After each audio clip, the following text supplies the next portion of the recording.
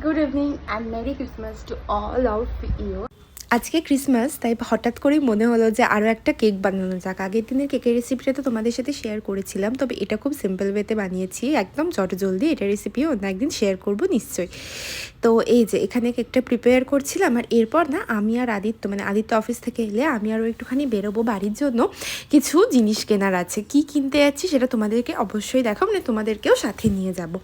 আর এদিকে রাতের জন্য আলুর দম হচ্ছে, মা এখানে কড়াইশুঁটি ছাড়াচ্ছে আলুর দমে দেওয়ার জন্য, আর এই যে মেথি শাকগুলো কুচোনো হয়েছে মেথির পরোটা হবে বলে।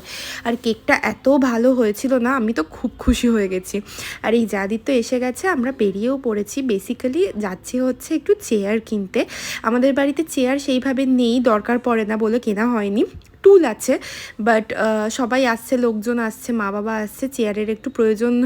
মাও বললো যে কিনে ফেল, তো সেই জন্যই কিনতে আসা। বলো তো দেখি কোন চেয়ারটা নিয়েছি আমরা এখান